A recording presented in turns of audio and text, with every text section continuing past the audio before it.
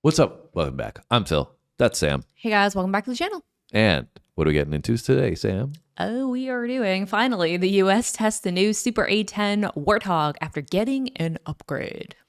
I was taking a little breather with that title. I was letting Sam handle the heavy lifting there. I was like, yeah, I definitely got to read this. There's no way I'm memorizing that one. A little long-winded in that one, but I think we get the gist of it. We've got the A-10 Warthog here that's apparently been getting an upgrade. It's been around for a long time. Apparently, it was started to be used in the 1970s. And it had been used in a few wars, like the Iraq War, Afghanistan War, the Gulf War.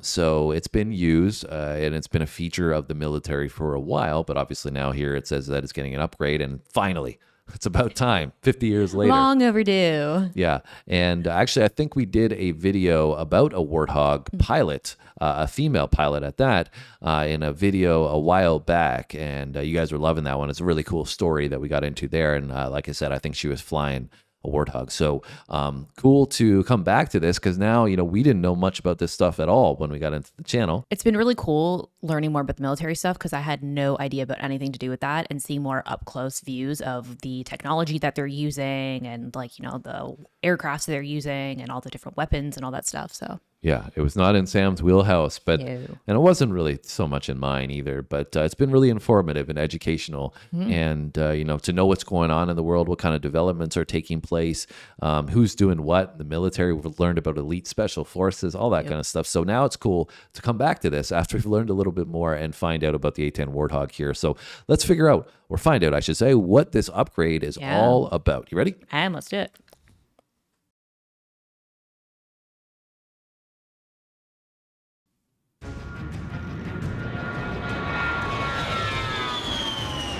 With its razor-sharp fangs and an Avenger Gatling gun, the Super A-10 Thunderbolt II Warthog is the United States' most successful close air support fighter, and now it is back, That big better, gun. and stronger than ever before. But it seems the first fighter it would be going up against isn't of Chinese or Russian origin, but rather a fellow American that's been trying to steal its job, specifically the F-35 Lightning II. Okay. And so in this video, we take a detailed look at why and how two fighters that should be on the same team are looking to rip each other apart. Put you out of commission. Yes, the A-10 Thunder versus the F-35 Lightning. And it all began in 2014 when a Congress full of retired personnel that had either piloted the A-10 Warthog or been saved by it was told by the Air Force that their much beloved fighter was now unsurvivable in today's battlefields, and so should be retired to free up manpower and $4.2 billion in funding for the F-35 Lightning II, which would replace it. Congress's loyalty to the Warthog kicked into full gear, and they demanded that the Air Force proves that the F-35 could indeed effectively replace the Warthog, which would have been easy to do, except for the fact that Congress also tasked the Air Force with upgrading the Warthog to the best it could be in order to give it a fair fighting chance. Little competition. And the Air Force did just that, feeding the Warthog with upgrades so many that they had to be added in different suites at different times, starting with Suite 8. Suite 8 came with V-12 lightweight airborne recovery systems that allowed A-10 pilots to communicate more effectively with personnel on the ground, such as para-rescue men and pilots whose planes had been shot down. With such a system integrated into the central interface control units of the Warthog, the jet could now perform even closer close air support and provide more active assistance in combat search and rescue (CSAR) missions. Better comms. And for better survivability in today's battlefields, the Warthog was treated to the installation of longer-ranging standoff weapons that canceled out the need for A-10s to fly into face of danger before taking a shot. A need that could be fatal for the Warthog, as it doesn't have the super maneuverability to escape enemy fire when spotted in unfriendly airspace. It's like an air tank. So its new weapons would play a role in proving super maneuverability as an unnecessary luxury, in addition to updated tactics.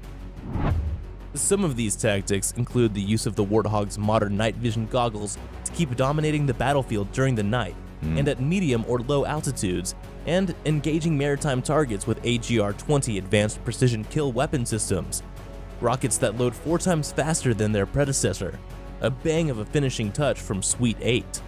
Wow, that's just one suite.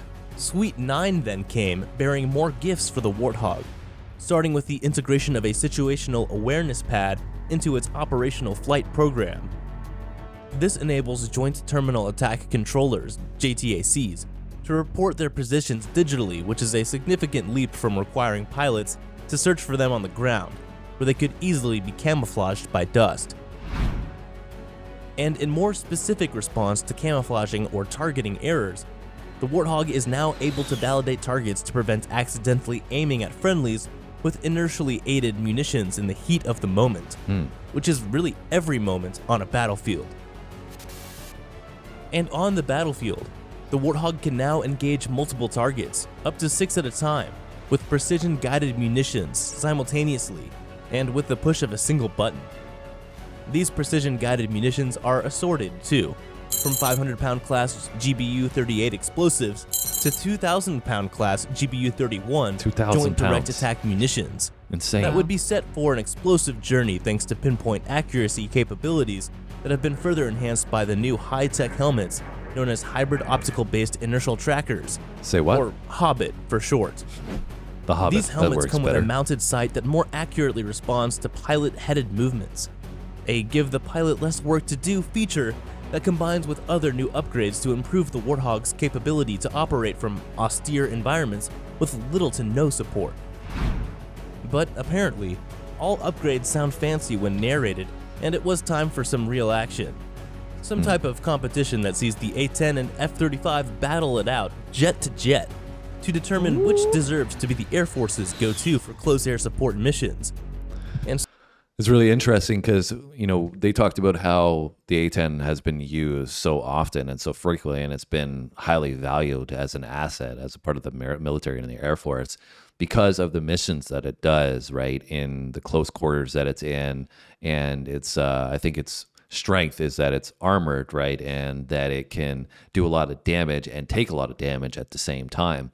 So it's interesting because it does give it the opportunity to have an upgrade in the sense that it has a very particular job, and the inefficiencies that it's been discussed in this really revolve around improving the little things, improving the little details, right? But it has like a strong base.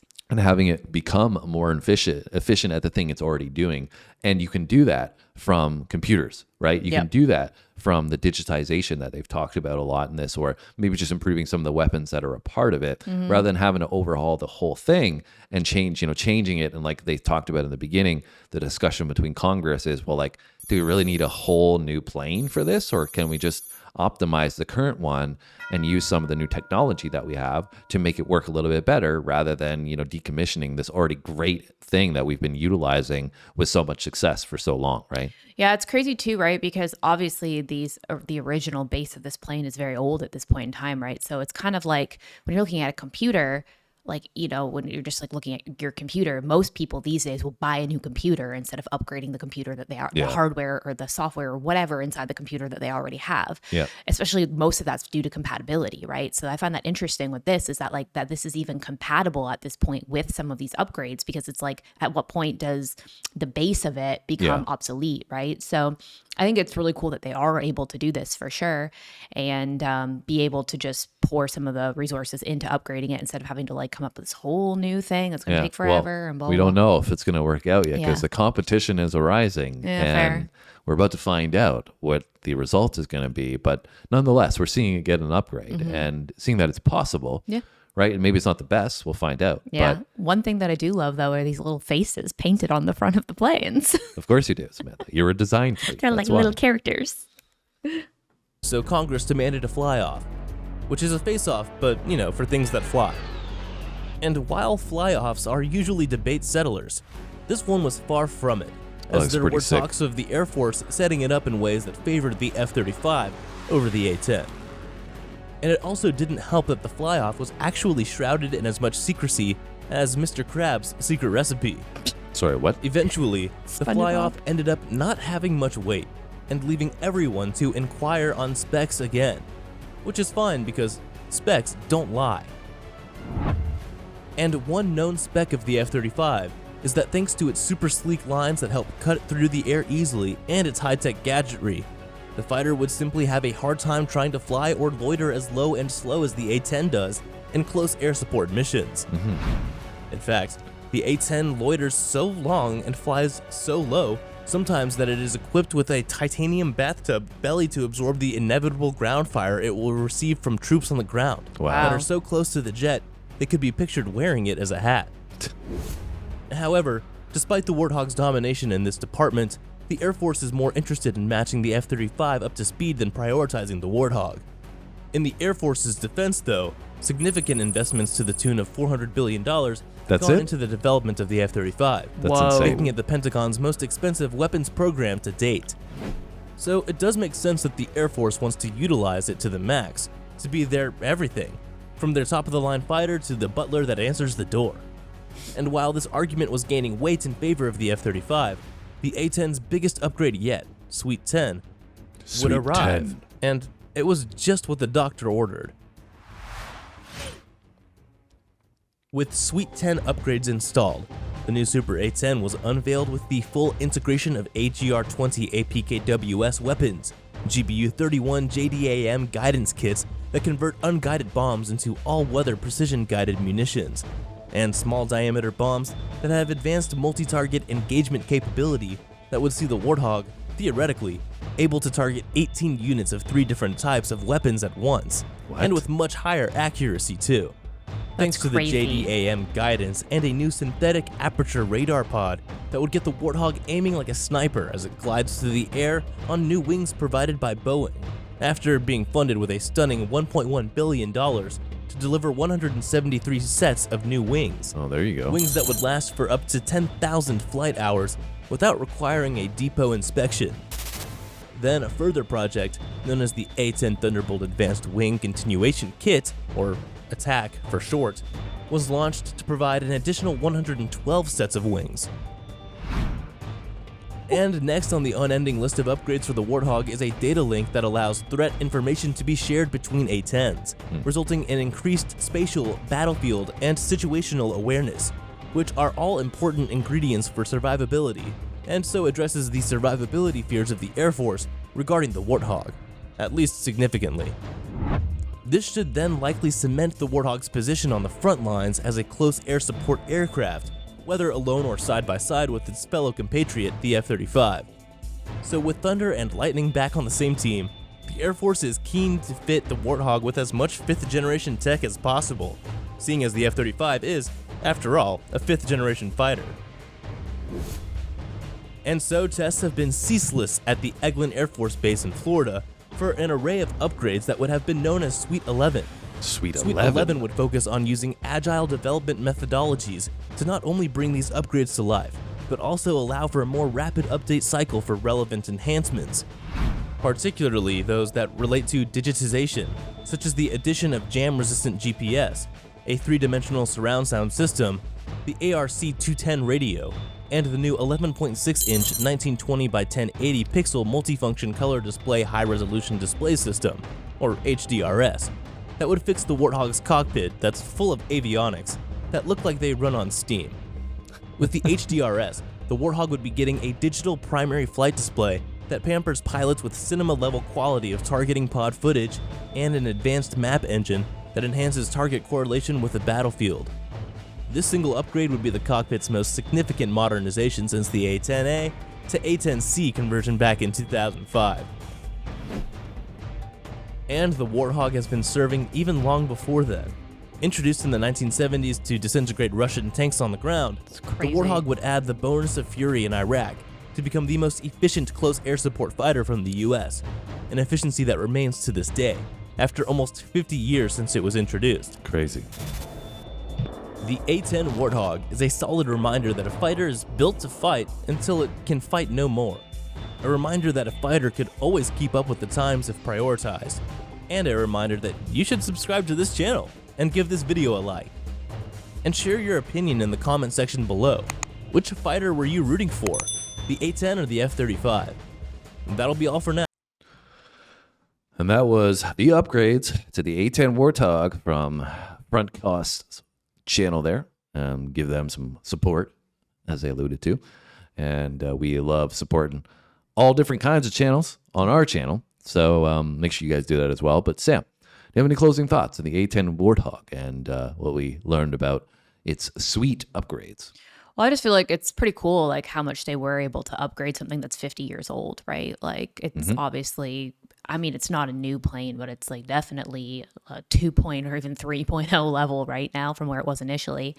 It's just interesting because initially, like, you know, halfway through, we kind of said like, oh, well, it makes sense to try to upgrade something that you already have versus starting something new. But they weren't really starting something new because this other plane, what was the other one? The F-35? Yeah, like that's already been in creation and it's already there, right? So I think it's kind of like they were deciding between decommissioning the A-10 and just putting all their manpower into the newer plane, or spending more money to upgrade this plane, right? So, I mean, obviously you don't want to just decommission these and have them sitting and collect dust, and you upgrading them and using them would be the best bet.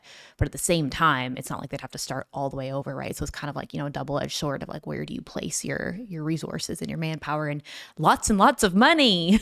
Yeah, $400 billion is insane. But Yes.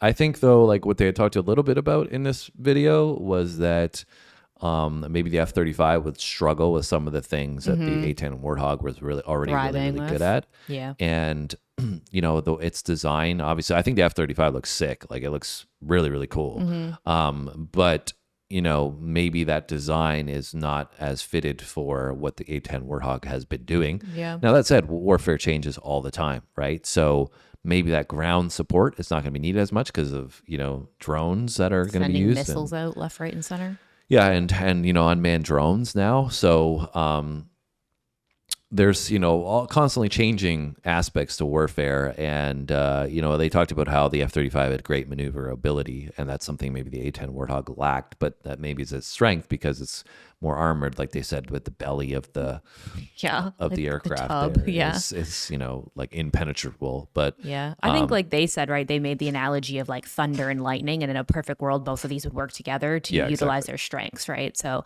I mean, I think that's probably what they're trying to do, which is the best outcome. It's just, so like, I mean, again, for them, it seems like money is endless, but it's a lot of money to invest in something where like you don't even know how it's going to turn out, right?